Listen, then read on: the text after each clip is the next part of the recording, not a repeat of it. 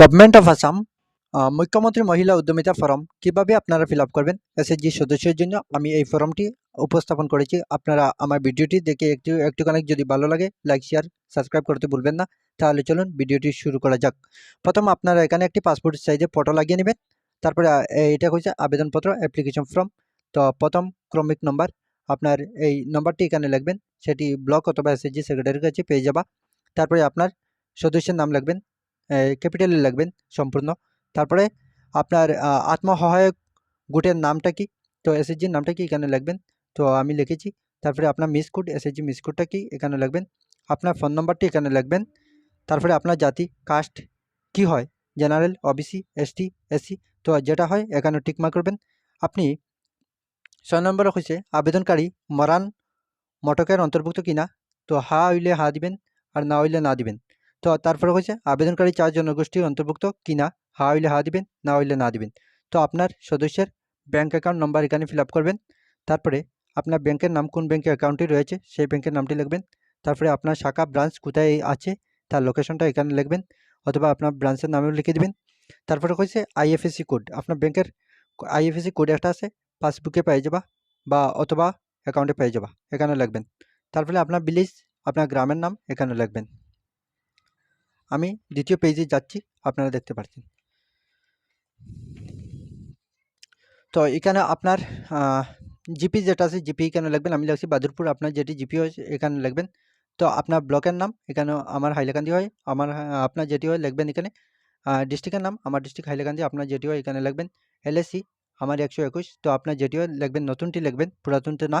তারপরে আপনার হয়েছে কিনা ফটোসহ বুটের পরিচয়পত্রের নম্বর, ফটো পেজে ভোটার আইডি প্রথম পেজে এখানে একটি নম্বর পেয়ে যাবা, সেই ভোটার নম্বরটি এখানে লিখবেন। তারপরে হয়েছে কিনা ভোট কেন্দ্রের নাম, কোন কেন্দ্রতে আপনি ভোট দিন। আমি লিখেছি 661 এলপি স্কুল বর্জপুর, আপনার যেটি স্কুল হয় সেই স্কুলের নামটি এখানে লিখবেন। তারপরে আপনার স্কুলের নাম্বার হয়েছে কিনা ভোট কেন্দ্রের নাম্বার, তো আমার 661 হ্যাঁ লিখেছি। তো আপনার যেটিও এখানে লিখবেন। ভোটার আইডি পিছনে পেয়ে যাবা এইগুলার। তো এটা ভোটার আইডি ফ্রন্ট পেজে পাইবা, সামনে পেজে, আর এটা পিছনে, এটাও পিছনে পেয়ে যাবা। তারপরে আপনার চিলড্রেন শিশু কয়জন আছে এখানে লিখবেন। তো আমি এখানে 3 জন লিখেছি, আপনার যোজনাও লিখবেন। তারপরে আপনার শিশুটি কন্যা সন্তান কি স্কুলে ভর্তি করছেন নি, যদি 3 থেকে 14 বছরের ভিতরে হয় তাহলে স্কুলে ভর্তি করলে তো হ্যাঁ দিবেন, কতজন করছেন না করছেন এখানে লিখবেন।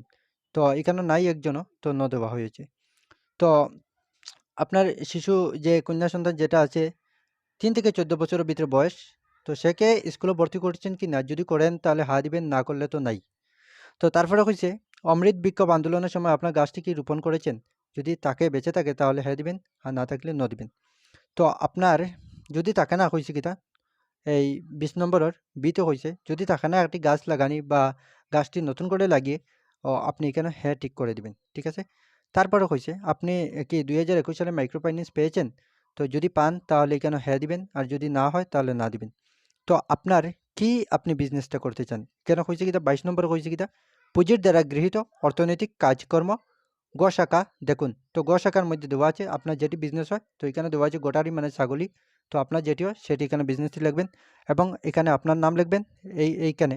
তো এখানে আপনার স্বামী অথবা পিতার নাম লিখবেন। তারপরে আপনার গ্রামের নামটি লিখবেন, আপনি সিগনেচার অথবা দস্তখত করবেন।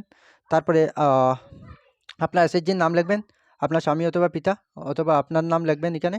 তো বয়স লিখবেন, তো এসএসজি যেটা এমএস কোড আছে এখানে লিখবেন। তারপরে আপনি সিগনেচার করবেন।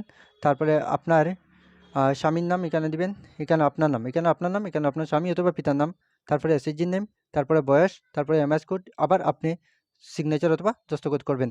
তারপরে হয়েছে কিটা এখানে আপনারা বড় সাইজের ফটো লাগিয়ে নেবেন, ফটো একটি দুটি ফটো আপনার গাছ রোপণ করার সময় যেটি গাছটি রোপণ করেছেন সেই ফটোটি এখানে লাগবেন, জিপিএস ক্যামেরা সহ লাগিয়ে নেবেন। তো দুটি ফটো লাগিয়ে নেবেন, ঠিক আছে। আমার ভিডিওটি কেমন লাগলো, যদি ভালো লাগে তাহলে লাইক শেয়ার করতে ভুলবেন না, ঠিক আছে। সবাইকে ধন্যবাদ।